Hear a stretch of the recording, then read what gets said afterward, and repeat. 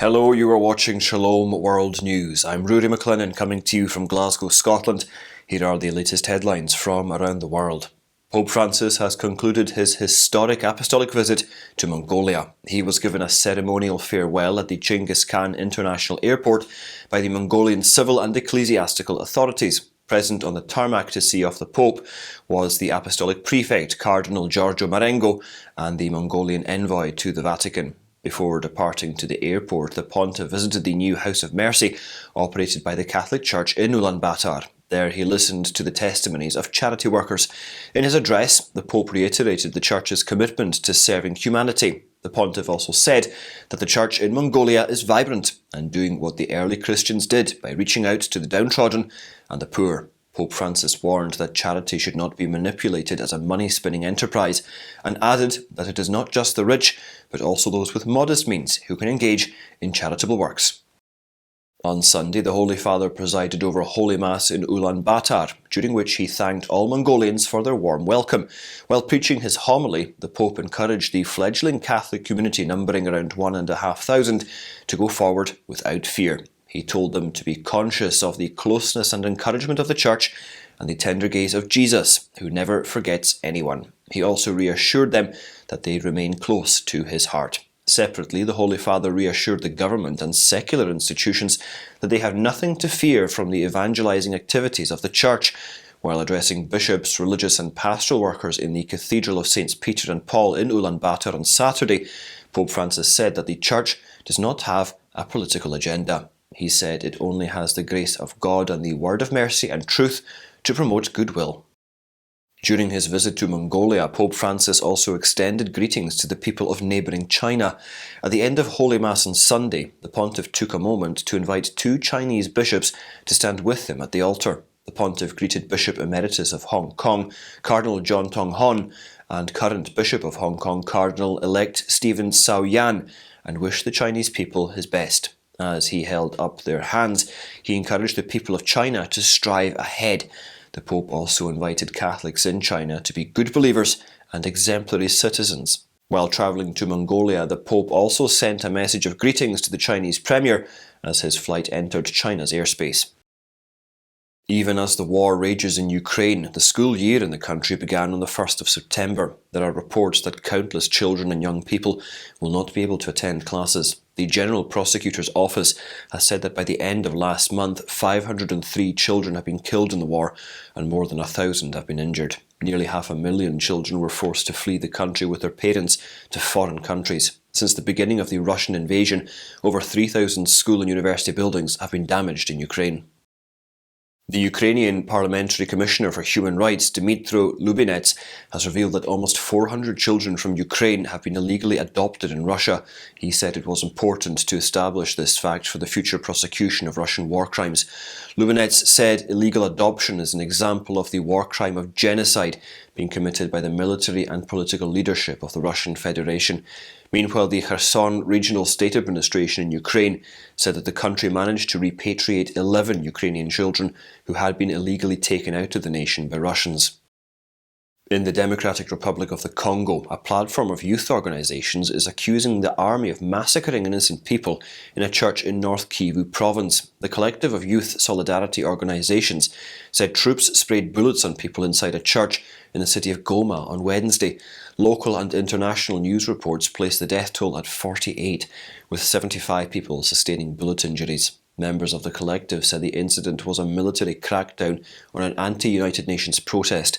Director of the collective, Lucas Pecos, said that those who were massacred belonged to an organisation called Wazalendo, which means patriots. He said they had plans to conduct protests against the presence of troops from the UN Stabilisation Mission. Pecos said they assembled in their church at 4 a.m. when troops entered the building and started firing. Fresh violence has erupted in 2 districts in the Indian state of Manipur, killing 8 people. Fierce fighting broke out between members of the Kuki and Meitei communities in Bishnupur and Churachandpur districts, leaving 29 injured. This comes amid the efforts of army and paramilitary units to create a buffer zone between the communities to end the 4-month ethnic conflict that has taken 180 lives so far. Scores of churches and homes have been destroyed, forcing thousands to flee to other places. The US Conference of Catholic Bishops has issued a statement to mark Labour Day. The prelates said they are called to join Jesus in his ministry to bring good tidings to the poor, and that more needs to be done to support families. Entitled Radical Solidarity with Working Families, the statement was signed by Archbishop Boris Gudziak of the Ukrainian Catholic Archieparchy of Philadelphia, who is also the chairman of the US Bishops' Committee on Domestic Justice and Human Development. The statement analyses the state of the American economy, economic needs of families, recent policy achievements, and efforts to help workers and their families. The bishops lamented the fact that inflation has hurt families' ability to save money in spite of signs of economic improvement. The Holy Father has announced that he is preparing an apostolic letter on Saint Thérèse of Lisieux and that it will be published on October the 15th. He made this announcement while addressing journalists on board his flight to Mongolia on the 31st of August. The Holy Father said the French Discalced Carmelite lived a life devoted to God, forgetting about herself and loving Jesus. He added that she also interceded for the salvation of all. This year, the Church is celebrating the 150th anniversary of the birth of Saint Thérèse and the centenary of her beatification. To mark the occasion, the Pope has granted a Jubilee year in honour of the saint, which will last until Sunday, January the 7th. The theme of the Jubilee is for trust and love, which are the last words of her autobiography, Story of a Soul. The Pontifical Academy Mariana Internationalis is working with the Higher Institute of Guadalupean Studies to spread devotion to Our Lady of Guadalupe around the globe. An agreement was signed with the Institute as part of its 20th anniversary. It is the largest centre that specialises in studying the apparitions of Our Lady of Guadalupe. The agreement was signed by Father Ketchin of the Pontifical Academy and Monsignor Eduardo Chavez, who heads the Institute. Former Supreme Knight of the Knights of Columbus Carl Anderson and Mexican Cardinal Norberto Rivera witnessed the signing ceremony. The Pontifical Marian Academy fosters authentic Marian devotion and analyses apparitions of Our Lady. It is also tasked with coordinating with Marian scholars from around the world in the field of research in cultural, ecumenical and interreligious dialogue. Human rights groups are criticising the United Nations for not taking action against China for the repression of Uyghurs in Xinjiang province. The groups said the UN did little after it brought out a report last year in which it alleged that crimes against humanity were committed by China against its Muslim minority.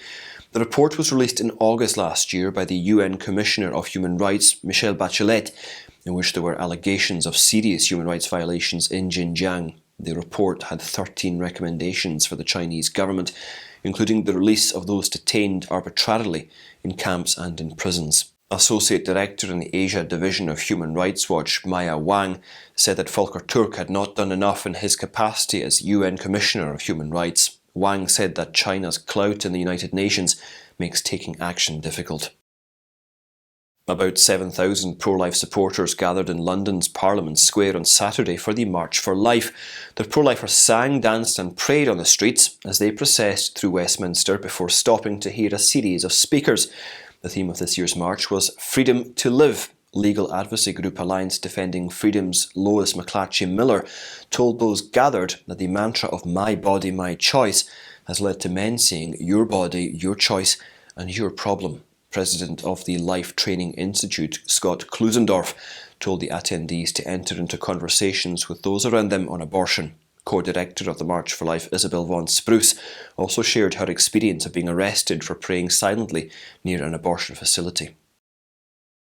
A recently reinstated Christian coach paused near the Bremerton Memorial Stadium's field on Friday night to take a knee and bow his head in silent prayer. For Bremerton High School football assistant coach Joe Kennedy, the brief moment was 8 years in the making. This was his first match with the team after he lost his job in 2015, following a battle with the school district over his right to pray after matches.